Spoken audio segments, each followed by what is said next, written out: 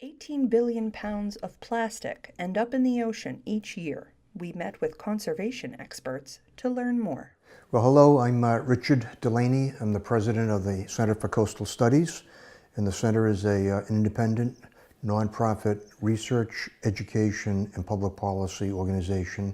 Our mission is to contribute our knowledge about the oceans and the data we collect to decision makers, to enable decision makers to make better decisions about sustaining and protecting and conserving oceans and coasts. People have to understand that plastic is a relatively new item in our world. It only came into existence commercially in the 60s. So we lived as a society, and other countries lived without plastic for generations, for eons. And all of a sudden we created this, supposedly this material that was going to make everyone's life easier. Problem is, it doesn't biodegrade. It never goes away. We have had now increasing evidence that it's actually making its way into the food chain, not only impacting fish and whales and sea turtles, but eventually, and not eventually, already potentially making its way onto our dinner plates because we eat a lot of those same animals. The Cape, like almost every other part of the world, has its share of plastic pollution. Every few minutes, we as a society are using millions of plastic bottles one time only. Use it, put away someplace.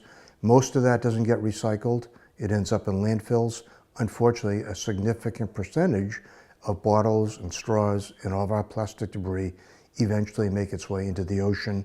And that's the problem that we're trying to deal with here at the Center for Coastal Studies. Jill Talladay, founder of CARE, Creating a Responsible Environment, has started working with small business owner Catherine Bieri to reduce plastic consumption in her cafe. This year we decided that we wanted to do something to really raise awareness more so. So we are working with the local restaurant businesses to educate them and ask them to stop serving plastic straws. We've always been wanting to look for an alternative when we opened up this store. So what we have done, we do take our straws and we put them behind the counter. We also have a poster over where the straws used to be, explaining to people that we are part of the Skip the Straw campaign and, giving them the statistics about the harmfulness to the wildlife and why we're participating. And for the most part, it's been a very positive impact to our customers, and quite a number of them will say, you know what, forget it, thank you, I don't need the straw. We actually rolled out the Skip the Straw program on Earth Day, so it hasn't been around that long. We've got about 25 restaurants so far that have committed to doing this. And what we're asking them to do is a couple of different things, one of which is to offer straws on request only, not to make them available and not to put them into every single glass.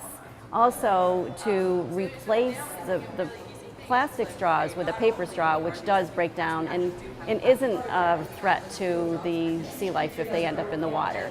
And then also replacing things, we're selling these metal straws that have their own little cleaner. It's something that can be used over and over again, can be placed into the dishwasher. The billions of straws that are used every year by a lot of them, coastal restaurants, which is a beautiful setting. You get your drinks, people take the straw out, put it on the table, the wind blows it off, it goes into the beach, next thing you know it's in the ocean. It may not seem like much when one or two people do it, but when thousands or hundreds of thousands of people do it every day, the cumulative impact of that is significant. The standard advice that you have probably heard is still very valid for everybody, individuals, businesses, government agencies, and that's to reduce the amount of plastic we use to begin with.